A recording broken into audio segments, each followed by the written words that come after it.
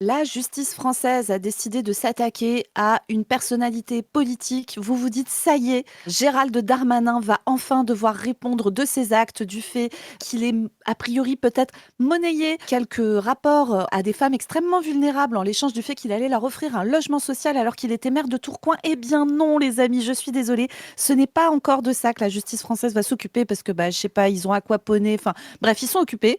Par contre, ils ont du temps et ils ont décidé de s'attaquer à Sofia Chikirou, figurez-vous. Alors, ce timing semble extrêmement curieux. Ça tombe bizarrement en plein moment de la campagne pour la municipale à Paris.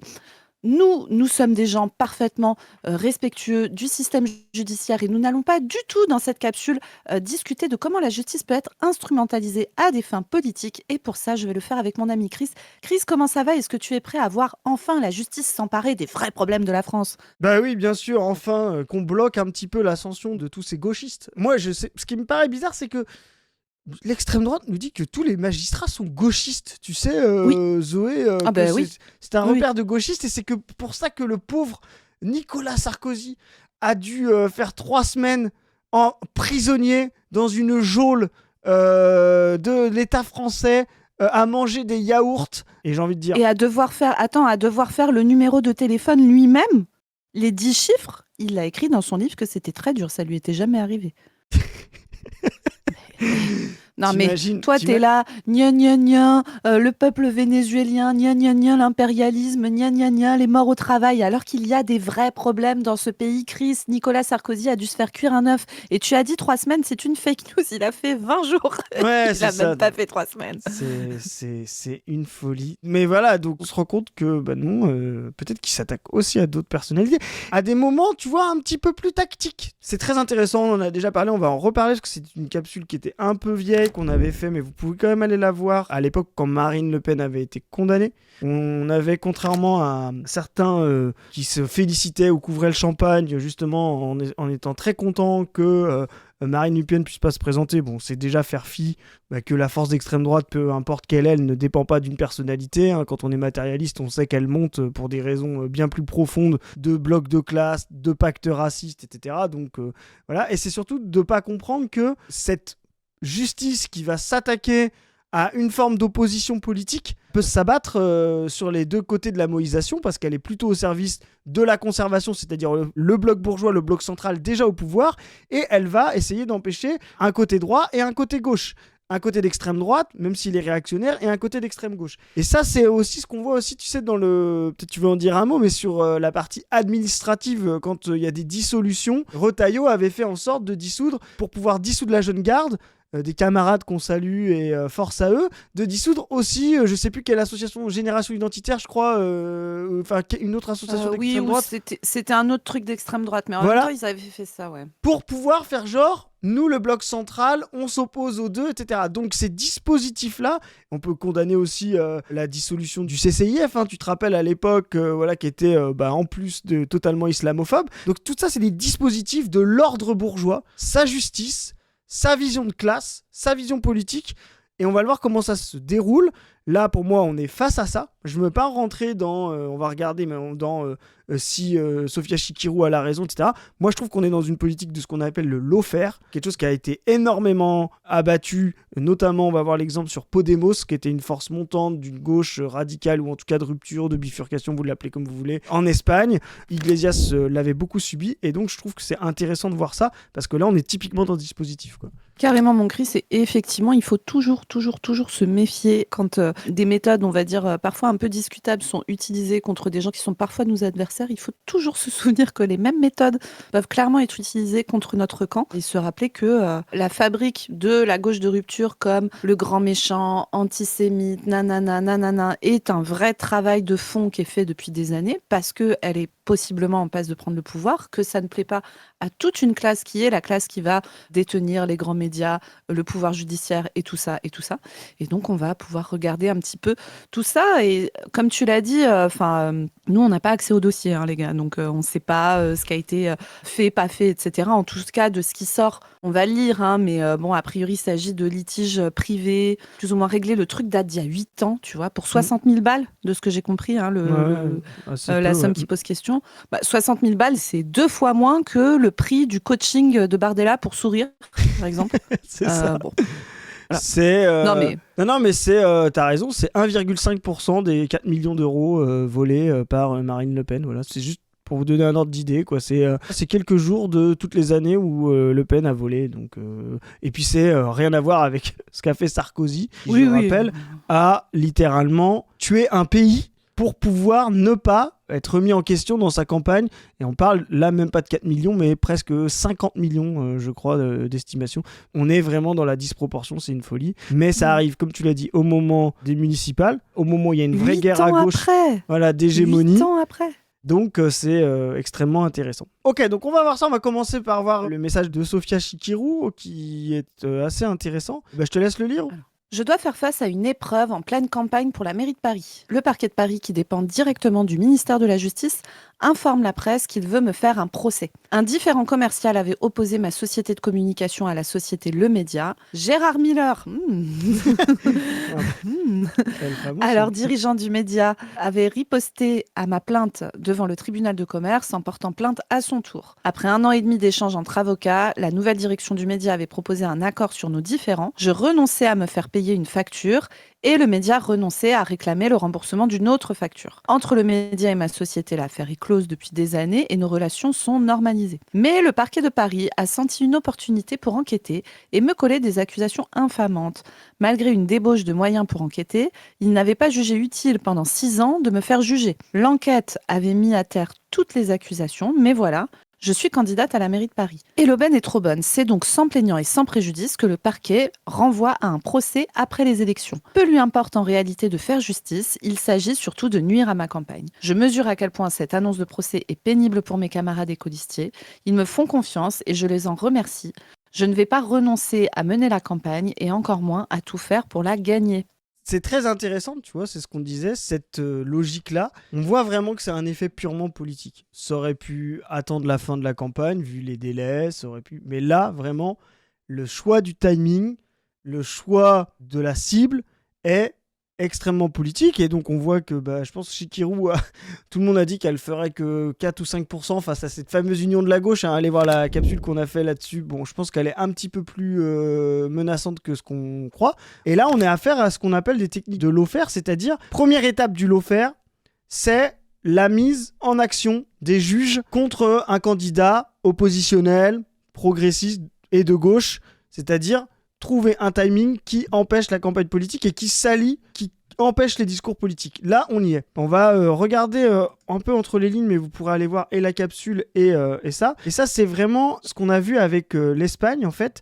C'est un très bon article de l'Insoumission, voilà, des camarades insoumis, qui avait montré le lawfare en Espagne et en France, même méthode, même cible. L'Insoumission et le média espagnol Diario Red s'associent pour proposer à ses lecteurs des contenus sur les résistances et les luttes en Espagne et en Amérique du Sud. Et donc, ils avaient publié cette analyse de ce qui se passe en Espagne et en Amérique du Sud, notamment contre Podemos et contre eux aussi Lula. Tu vois, ça avait été très important, justement, de mener campagne contre sa possible corruption, etc. Et donc, la première étape du lawfare, ça avait été de mettre les juges, stopper la croissance de Podemos. Donc ça, voilà. Là, on voit que c'est stopper la croissance et l'ascension pendant la campagne de Sofia Chikirou. Donc, c'est clé. L'implication de la police, des juges, mais aussi de la presse dit progressiste dans le lawfare. Ça va être l'étape 2. On va le voir. Là, les juges choisissent le timing politique. L'étape 2, ça va être le relais. Donc là, on va voir les Libérations. On va voir... alors d'ailleurs, Libération qui nous a crédité d'un article. On a été crédité dans Libération, Zoé. On fait un petit aparté là-dessus. Oui. Dans la même logique, des gens spécialistes pour empêcher l'ascension des progressistes, comme les gens qui ont écrit La Meute, là, Charlotte Belaïch, là, nous a, on va pas commenter ça, mais crédité dans un article, c'était aussi une façon de critiquer les insoumis et leur influence, soi-disant, sur le stream, etc. Oui, c'est ça. Bon, déjà, voilà, je tiens à dire que je ne vais pas porter plainte en diffamation contre Charlotte Belaïch, mais j'ai envie, car elle a dit que j'étais une streameuse, ce qui est faux. Ouais, c'est ça qui est chaud. Voilà. C'est très grave. premièrement. Deuxièmement, elle dit que les noisettes, c'est tout ce qui est entre LFI et le RN. Alors vraiment, Charlotte Belaïch, si tu nous regardes, je pense que tu n'as vraiment pas compris. Je te conseille de regarder un petit peu mieux la Pas du Team. Tu vas apprendre plein de choses sur la politique. Alors, je sais que toi, tu fais du journalisme neutre et apolitique, n'est-ce pas? Mais bon, je sais pas, elle travaille un peu, quoi. Alors, heureusement, elle avait dans son article interviewé des vrais journalistes neutres qui lui ont répondu avec servilité. Ben c'est bien parce que on sait en tout cas qui parle et qui parle pas à ce genre de personnes. Nous, on a eu une demande d'interview de cette personne. On a strictement ghosté la personne, voilà. Donc, et nous continuerons, ça ne sert à rien de nous en renvoyer. Donc ne perds pas ton temps, voilà. Non. Il y en a qu'on Regarde ce qu'on dit. Regarde ce qu'on dit, tu vois. Il y a déjà tout dedans. Il y a des baveux qui ont parlé. Bon, au final, ils se sont fait avoir. Et puis, il y a des baveux qui ont essayé de faire de la distinction. C'est les mêmes, d'ailleurs, qui se pensent neutres, apolitiques, journalistiques, voilà, qui sortaient le champagne quand Marine Le Pen s'est fait condamner et qui n'avaient pas, justement, eu le travail journalistique qu'on va essayer de faire là, de comprendre ce que c'est la justice du bloc bourgeois et ses capacités de l'eau faire. Donc, c'est pas mal, ça permet de démasquer. Pour revenir précisément à cette presse progressiste bourgeoise, là où elle va intervenir, c'est qu'elle va permettre de mettre ça à l'agenda et d'enfumer avec ces actions-là. Et là, en fait, le schéma est assez simple. Une dénonciation crapuleuse contre les partis, en général d'une personnalité, d'une association, est relayée par la presse, dans les journaux allant de la droite au centre-gauche. On apprendra que celle-ci a été fomentée en collaboration avec des policiers corrompus, proches des réseaux néofascistes, qui inventent littéralement des fausses preuves afin de corroborer le scandale, etc. Pendant ce processus, qui s'étale sur plusieurs jours, années, mois, le parti est ciblé, traîné dans la boue, de sorte que sa base électorale se démobilise et que ses militants entrent dans une période de doute. Ces méthodes d'intimidation, connues sous le nom de lawfare, sont bien connues des militants de gauche, qui les subissent quel que soit leur pays. En France, c'est sur la base de cette dénonciation calomnieuse que l'ancienne députée du Front National, Sophie Montel, que le pouvoir lança des perquisitions contre les locaux de France Insoumise, afin de déclencher, tu sais, la fameuse image La République c'est moi, pour salir l'image du mouvement. Mais c'est de l'autre côté des Pyrénées qu'elles sont déployées. Après les élections législatives de 2015, alors que le pays subit un blocage parlementaire, l'extrême droite, Oca Diario, dévoile le rapport PISA, Pablo Iglesias, Société Anonyme, pseudo-rapport qui va même jusqu'à affirmer que le régime iranien a apporté sa contribution au financement de la jeune formation politique Podemos avant d'être renvoyé dans le rang des fake news par les fact-checkers professionnels.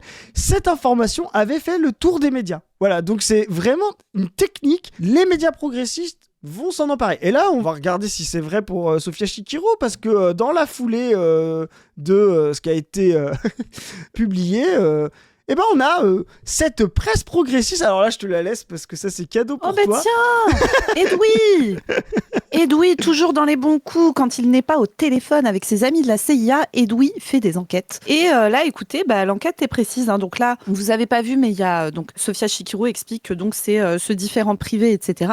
Il y a une petite note sur X en dessous qui dit « Ah non » et qui renvoie à un article de France Info en disant « Non, c'est pas du tout ça qui lui est reproché. » Alors, je vous le dis, donc, ce qui lui est reproché, selon cet article de France Info, c'est que donc elle sera jugée le 12 mai pour escroquerie par le tribunal correctionnel de Paris. L'élue insoumise est soupçonnée d'avoir tenté à plusieurs reprises de tromper la Banque du Crédit du Nord. Ces tentatives visaient à remettre une somme de plus de 67 000 €, donc 60 000 balles. Je vous rappelle qu'on a fait les petites échelles de grandeur de ce que représente une somme comme ça dans le monde politique français. La société de conseil en communication de Sofia Chikirou.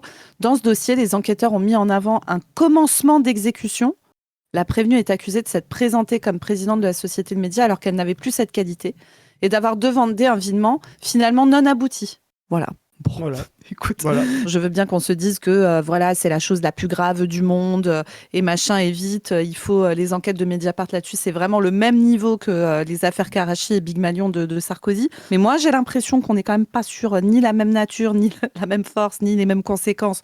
Enfin, voilà quoi. Et donc, notre cher Edoui Plenel, qui, écoute, actuellement doit se ravir que Nicolas Maduro soit en prison, j'imagine, parce que c'était vraiment un très très méchant régime. Heureusement que les États-Unis amènent la démocratie au pétrole vénézuélien, n'est-ce pas? Les faits valent à la députée LFI Sofia Chikirou, candidate à la mairie de Paris, son procès en mai pour escroquerie, il le met entre guillemets, au détriment du média, avait révélé dans Mediapart en 2018 Anton Rouget et, oh ben tiens, Laurent Mauduit.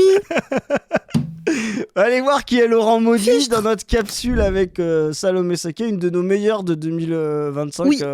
Oui. Voilà, je pense top 3. Voilà, Laurent Mauduit, c'est le gars qui arrive chez Salamé Saké, ma langue n'a pas fourché, pour expliquer que avant il y avait des patrons de gauche et que ça c'était vraiment super. Vous savez, dans les années 80, le moment où on a littéralement transformé le pays et on l'a vendu au néolibéralisme avec l'aide des mecs de gauche de l'époque, politiques qui ont aujourd'hui des conséquences catastrophiques que nous payons, notamment le fait d'avoir littéralement foutu notre système de soins par terre, mais plein d'autres trucs aussi, hein, ne vous inquiétez pas. Nous n'allons pas parler de la France-Afrique dans les années 80, nous n'allons pas parler de tout ça. Je vous invite à aller voir la capsule où Laurent Mauduit conclut en disant que en Allemagne, dans les années 30, c'était vraiment de la faute des communistes si les nazis étaient arrivés au pouvoir et pas du tout du fait que la social-démocratie de l'époque se soit littéralement vendue au centre-droit puis à l'extrême droite dans le but de ne surtout pas faire alliance avec des gens qui risqueraient de gêner les patrons de gauche. Voilà. Donc l'agenda politique de Laurent Mauduit, on le connaît depuis longtemps. C'est un homme qui a travaillé au Monde à un très très gros poste pendant très longtemps, qui a littéralement, comme Edoui Plenel, accompagné la transition, voire même la conversion totale d'une certaine gauche française, pas très très notre gauche à nous, qui s'est vendue au néolibéralisme. Vous vous doutez bien qu'il y a un tout petit peu d'agenda politique chez ces personnes, mais non, moi je pense qu'ils font du journalisme neutre, comme la justice, je pense que tout ça est parfaitement neutre. Donc on va voir si cette technique de l'offert continue, Zoé. On va regarder Google Actualité. Si on tape Chikirou, est-ce qu'on va avoir un enfumage de tous les médias qui vont suivre l'agenda des juges pour voir ce qu'on dit sur Chikirou? Alors attention, c'est parti. On tape Chikirou dans Google Actualité. Et combien vont parler de ça par rapport à combien vont parler de la mairie de Paris et de sa campagne municipale dans laquelle Chikirou affronte l'union de la gauche, dis donc, la guerre des deux gauches dont on parle. Eh ben regarde, je laisse nos auditeurs témoins. Donc on va regarder... Mais c'est très curieux. C'est donc, bizarre. Voilà. L'Humanité, Presse Progressiste, Mediapart, on vient de les voir, Libération, Jugé en mai, France Bleu, Chikirou, voilà. Donc c'est facile, hop, les juges débarquent et vous tapez Chikirou, vous n'avez plus du tout accès à la campagne, vous avez essentiellement des choses sur l'escroquerie, c'est normal, ils suivent l'agenda de l'actualité. On a un exemple typique de comment on a enfumé et de toute façon, peu importe si elle est jugée ou pas en juin, si elle est acquittée, vous avez la technique qui fait que on a créé un écran de fumée qui fait que quand vous tapez Chikirou aujourd'hui, vous n'avez pas de débat politique sur la mairie de Paris, sur le plus jamais PS à Paris. Ce serait intéressant, ça. Nous, on dira ça à la fin. Vous avez simplement cette histoire d'escroquerie. Alors, ce qui est intéressant, si on va plus loin, c'est que on va continuer le dispositif du lawfare.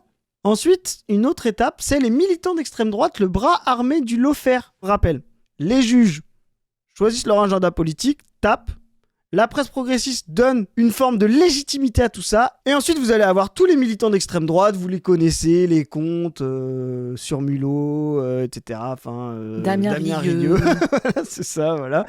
Qui vont balancer ces informations-là comme si c'était réel, etc. pour discréditer. Voilà. Alors, en plus, là, clairement, aujourd'hui, il y a 3 gros candidats à Paris. L'Union de la gauche, là, Grégoire, ensuite Chikirou et ensuite Rachida Dati. Clairement, quand on est dans ce dispositif de lawfare, ça va soit profiter à Rachida Dati, soit profiter à Grégoire. Vous voyez ? Donc là, en fait, la presse progressiste est en train de travailler pour Rachida Dati. Clairement, ils sont en train de, là où il n'y a pas d'extrême droite à Paris, fabriquer une droitisation de l'opinion. Parce que de toute façon, si ça tombe sur Chikirou, ce sera vu comme la gauche, problématique, etc. Les gens d'extrême droite ou de droite ne feront pas la différence. Et donc, ils sont en train de faire la campagne de Rachida Dati pour empêcher justement que Chikirou progresse comme Podemos à l'époque. Donc vraiment, on est vraiment dans cette stratégie du lawfare, tout y est. Donc tu vois, on va pas lire tout l'exemple, mais ce qui est intéressant, c'est que en fait, on voit qu'il y avait une forme de racisme au cœur du lawfare. C'est toujours aussi et anti-progressiste et aussi islamophobe, montrer justement les problématiques de, comme on l'a dit, de dissolution comme le CCIF, etc. Enfin, toujours la branche du pouvoir. Ensuite, intéressant, Israël-Palestine, et ça date d'avant le 7 octobre, préparer le rapprochement macroniste RN, criminaliser la gauche. Donc ça, on sait que la FI, je sais pas si tu veux dire un mot là-dessus Zoé, mais là-dessus, ça fait longtemps qu'on l'entend et ça fait depuis 2 ans qu'on le voit. Et donc, on va avoir tous ces dispositifs qui vont être mis en place. Et donc, au final, quelle réponse on va faire au lawfare? Comment éviter de se retrouver détruit politiquement par cette violence? Iglesias livre quelques pistes. Moins l'électorat du parti est fidélisé, moins la base est formée, plus le parti sera vulnérable. La constitution d'un socle électoral mobilisable, y compris dans les élections intermédiaires plus difficiles, on y est, et donc absolument nécessaire. Les médias peuvent être favorables au début, mais finissent toujours par se retourner contre toi. Ça, c'est très très intéressant. Je sais pas ce que t'en penses, mais c'est vraiment au départ, c'est quand t'es loin de l'élection, il y a une espèce de tolérance à la gauche radicale, mais hop, là on voit dès que ça se resserre, Chikirou devient l'ennemi à abattre et le processus de lawfare se met en place, quoi. Mais bien sûr, c'est l'effet petit chaton mignon Philippe Poutou, tu sais. Exactement. C'est-à-dire qu'une gauche radicale, tant qu'on est sûr qu'elle va pas prendre le pouvoir et appliquer son programme, il n'y a pas de problème, c'est presque un peu mignon. Et en plus, ça permet de se donner une petite caution, genre moi je suis vraiment un progressiste et tout. Et en fait, c'est au moment où vous allez vraiment toucher aux intérêts de la bourgeoisie potentiellement, que là, ça se réédit de fou. Bref, on en a eu 1000 exemples et on en a encore un exemple ici, quoi. Donc, à la sortie du monde politique institutionnel, Pablo Iglesias a fondé le groupe médiatique RED, comprenant une télévision, un journal digital, c'est ce que tente de faire la FI, etc., pour contrebalancer l'idéologie dominante. Voilà, donc il y a aussi la paix du team pour ça. Nous, c'est ce qu'on essaye effectivement de faire, de montrer un petit peu les dispositifs qu'il y a derrière. Est-il suffisant pour contrebalancer le rouleau compresseur médiatique? Pablo Iglesias n'hésite pas à utiliser le terme de guérilla médiatique. Il s'agit avec des moyens plus faibles d'exploiter toutes les opportunités, notamment celles qui apparaissent sur les réseaux sociaux. Avec de l'intelligence, nous pouvons contrebalancer la propagande dominante. Donc vraiment, c'est ce que nous, on essaye de faire. Ce qui est très important, c'est de dire il faut aussi un électorat fidèle et une base militante formée. Voilà. La contrebalance médiatique ne suffit pas. Il faut aussi que les gens soient formés, qu'ils puissent répondre, qu'ils puissent diffuser de la contre-information, qu'ils puissent donner les arguments, montrer les dispositifs qui discréditent les candidats de gauche, les candidats progressistes à l'approche des élections, c'est-à-dire ceux qui menacent un petit peu l'ordre existant. Je vais quand même rappeler un truc, c'est qu'on a pour la première fois de notre vie vu une entreprise privée faire un tweet contre un candidat. Je sais pas si tu l'as vu passer, ça Zoé, Veolia, qui tweet contre les candidats France Insoumise au municipal. Donc on voit vraiment le pouvoir privé économique qui est très remonté sur le fait que il puisse y avoir des municipalités insoumises, voire même une victoire insoumise au présidentiel. Donc tous les coups seront permis et le lawfare va faire partie de ces dispositifs importants. C'est important de le dénoncer, c'est important de le montrer et c'est important de le contrecarrer sur les médias parce que là, vous avez vu, vous allez avoir tous les médias progressistes qui vont, avec leur pseudo-neutralité, dire « Ah bah nous, on fait juste que relayer ce qui se passe au parquet, hein, c'est notre mission, tu vois ?» Et derrière, ça va pouvoir salir et être pris par les médias d'extrême droite. C'est une catastrophe absolue. Enfin, pour moi, ça relève d'une pratique antidémocratique de l'information. Voilà. C'est vraiment absolument honteux. Il ne devrait pas y avoir de publicisation de ce genre de choses pendant des campagnes électorales. Et les médias qui relaient ça avec soi-disant « On ne fait juste que relayer une information de la neutralité » sont complices d'un pouvoir. Et là, pour le coup, on va pas se cacher, hein. Nous, on avait dénoncé ça pour Marine Le Pen à l'époque en disant « Attention, ça va tomber sur la gauche ». Une fois de plus, je vois qu'on avait pré-shot. C'est pareil pour tous les candidats d'opposition. Si vous commencez à valider des processus antidémocratiques pour certains, c'est ce que fait Trump, etc. Si vous commencez à dire « Oui, mais cette personne-là, elle est pas gentille, donc la violence, on peut la valider en disant « Mais oui, mais Maduro, hein, on a vu ça récemment. Oui, mais Maduro, en fait, c'est pas vraiment le leader socialiste prolétarien qu'on voudrait, donc c'est pas très grave si Trump l'enlève. » Bon, si vous commencez à faire ça, en fait, vous vous rendez compte que demain, ça vous tombera dessus. Donc, il faut dénoncer ces processus-là et montrer qu'il y a une forme de justice aux ordres du politique antidémocratique, quoi. Totalement. Puis tu sais, nous, on l'explique depuis des années, mais c'est de plus en plus, c'est sous le nez des gens, donc il n'y a plus besoin de l'expliquer. Le capitalisme entre en crise à l'échelle mondiale et donc le climat se raidit. Ça se raidit à l'international. Je pense que là, tout le monde est en train de voir ce que c'est qu'un raidissement international. On l'avait déjà bien sous le nez avec ce qui se passe en Israël, avec l'Iran, avec la Palestine, évidemment, etc. Là, on est en train de voir ce qui se passe au Venezuela, ce qui se prépare pour le Groenland, toute la machine qui est en route autour de ça. En France, on a, au profit de la crise du capitalisme, un paysage politique qui est en train de se radicaliser des deux côtés, vers la gauche et vers la droite, avec plus la gauche radicale monte, plus la bourgeoisie du pays flippe sa race. Et donc, ça commence à menacer et on va se prendre, de toute façon, dans la tronche. Si jamais vous avez une gauche de rupture qui arrive au pouvoir, et encore LFI, quand tu vois qu'ils sont terrifiés par le programme d'LFI, qui est un programme, encore une fois, réformiste, tranquille, hein. C'est pas les soviets à Paris, hein, calmons-nous. Même ça, en fait, ça leur est insupportable. Et donc, vous voyez ce durcissement et on va vraiment aller vers le fait que la bourgeoisie, ce ne sont pas des grands démocrates, hein, les gens qu'on a en face de nous. Ils sont d'accord avec la démocratie tant que les gens votent pour que ça puisse continuer comme ça continue. Dès qu'on va aller vers des votes de rupture, etc., vous allez voir qu'il va y avoir beaucoup, beaucoup, beaucoup moins d'acceptation de la fameuse démocratie dont on nous rebat les oreilles toute la journée et on va se prendre sur la tête les marchés financiers, le patronat français, les marchés internationaux, l'Union européenne, etc., etc. Bref, ça va être d'une brutalité énorme. Il faut avoir en tête que tous les outils qui peuvent être utilisés potentiellement contre nous sont de mauvais outils, y compris quand c'est utilisé contre des gens avec qui on n'est pas d'accord. Si on veut combattre le Rassemblement national, ça va pas être en disant qu'ils sont condamnés pour escroquerie, hein, désolé, mais c'est pas ça qui va faire chuter le Rassemblement national. Ce qui va faire chuter le Rassemblement national, c'est la capacité qu'on a à proposer un projet politique qui soit plus enviable et plus prometteur pour les gens. C'est la capacité à sortir du pacte raciste, à sortir du néolibéralisme. C'est comme ça qu'on combat l'extrême droite, en faisant mieux et en la prenant frontalement pour ce qu'elle est, c'est-à-dire des ennemis absolus. D'accord ? C'est pas en les débunkant, c'est pas en disant qu'ils sont des voleurs, etc. Ça ne change rien. Par contre, ces outils-là qui sont parfois utilisés contre eux, et vous allez voir qu'ils vont être beaucoup moins utilisés contre la branche Bardella, beaucoup plus pro-business, etc., qu'elle ne l'était contre la branche du RN, on va dire, un peu plus anti-système que représentait Marine Le Pen. Ces outils-là seront retournés contre nous. Il faut se préparer à la bataille, y compris et surtout si jamais une gauche de rupture arrive à gagner les élections. Donc il faut qu'on soit discipliné, organisé et formé. Ça nécessite, on vous l'a dit toujours, mais que les gens rentrent dans des orgas.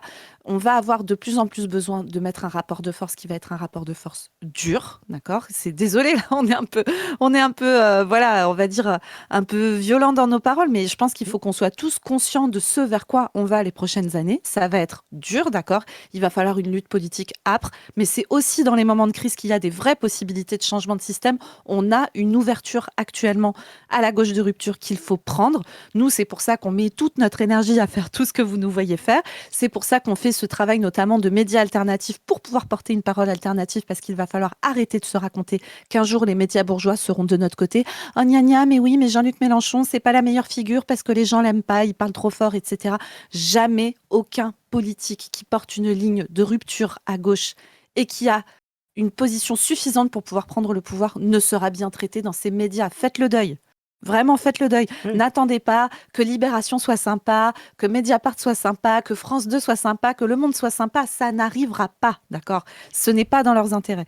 Donc, il faut qu'on construise notre force médiatique alternative. Il faut construire des organisations de masse syndicales, de partis, etc., qui nous permettront ensuite de nous organiser et de pouvoir peser. Et il faut mener une lutte sur le projet politique qu'on porte sur la ligne, d'accord ? Comme on vous l'a dit, on ne combat pas l'extrême droite en étant du côté des bonnes valeurs, etc. On combat l'extrême droite en étant profondément contre son projet politique. Et ça, désolé, mais ça passe par le marxisme et le communisme. C'est ça, en dernier recours, qui s'oppose le plus à l'extrême droite. Ça sera eux contre nous. Ça a toujours été comme ça dans l'histoire et ça le ressera encore dans quelques années, voire même très, très, très bientôt. Socialisme ou barbarie, nous sommes à ce moment de l'histoire où il va falloir faire ces choix-là. Et donc, il y a aussi une priorité à acter le fait que cette gauche d'accompagnement néolibéral, etc., ne sont non seulement pas nos alliés, mais sont en plus le bras armé, la raison pour laquelle aujourd'hui l'extrême droite est autant montée. Donc nous, comme vous le savez à la brèche, on a monté une campagne Plus jamais PS. On est dedans depuis plusieurs semaines. On continue à l'être. On vous rappelle qu'on vous incite à réserver votre 20 février au soir à Paris. On vous en dira un peu plus sur le lieu, l'heure exacte, etc. bientôt. On va faire un événement Plus jamais PS qui va être un événement très cool. On espère pouvoir vous y voir. On continue la campagne de collage, etc. Et si vous voulez en faire partie, vous pouvez aller sur le site On ne veut plus. Vous avez tout en bas du site un lien de contact. Il vous suffit de monter un collectif d'une 15aine de personnes, d'élire un binôme paritaire. Vous nous contactez et on vous fournit du matériel de tractage, de collage pour que vous puissiez participer. On va faire plein d'autres trucs, probablement aussi en lien avec la lutte pour la paix, la lutte anti-impérialiste. Bref, on a beaucoup de pain sur la planche. Si vous voulez nous aider à tout ça, donc n'hésitez pas à nous rejoindre. Vous pouvez également nous aider à nous financer via le Tipeee que vous trouverez juste ici. Vous pouvez vous abonner à cette chaîne, faire tourner ces vidéos si vous pensez qu'il y a des gens de votre entourage qui pourraient être intéressés par ça. Vous pouvez surtout vous organiser, rentrer dans des orgas. Vraiment, c'est absolument majeur que ce soit fait actuellement si vous voulez peser politiquement. On est au moment où il va falloir compter les troupes, les former et pouvoir faire face très bientôt à un truc qui risque d'être pas forcément facile. Et donc, écoutez, les camarades, force à nous tous pour mener cette bataille. Il faut qu'on le fasse bien, d'une manière dont on sait que ça pourrait être efficace. Allez voir sur la chaîne On ne veut plus le tout dernier entretien qui est sorti, qui est avec des camarades malgaches. Et justement, ça parle de ça. Ça parle de comment on fait un mouvement social. Il y a eu un mouvement social d'ampleur à Madagascar à l'automne dernier qui a amené à la démission du président. Et en fait, derrière, comme ça manque d'organisation, c'est en train un petit peu, pas de capoter, mais en tout cas de devenir un truc où le pouvoir reprend la main. Au final, ils font une concertation, mais ça va sûrement un peu rien changer, etc. Et ce camarade explique comment ils sont en train d'essayer de construire des organisations et un mouvement marxiste à Madagascar. C'est passionnant. Force à nos camarades partout dans le monde qui font ce travail qu'on essaye de faire nous aussi ici, c'est-à-dire s'organiser, se former, se discipliner et peser dans les années qui vont suivre, parce que l'enjeu est majeur et c'est notre responsabilité à nous ici, habitants du centre impérialiste, de prendre ces questions-là au sérieux et de faire ça sérieusement. Chris, est-ce que tu as envie de dire un tout petit mot de la fin et après on va dire au revoir à tout le monde? Non, c'était parfait. Les révolutions viendront de la périphérie, mais devront trouver leur relais au centre. Donc il y a un sujet révolutionnaire au centre impérialiste qui doit faire de sa priorité la priorisation des luttes anti-impérialistes de la périphérie. C'est très important. Exactement comme il n'y aura pas de possibilité de sortir de la crise sans rompre avec le pacte raciste, il n'y aura pas à l'échelle planétaire de possibilité de sortir du capitalisme et de sortir de sa crise sans être anti-impérialiste et à l'écoute des luttes pour la périphérie, donc c'est fondamental. Parfait, parfait. Bon, écoutez les amis, sur ce, il me reste plus qu'à vous dire à plus tout le monde et salut. Salut à tous. Salut.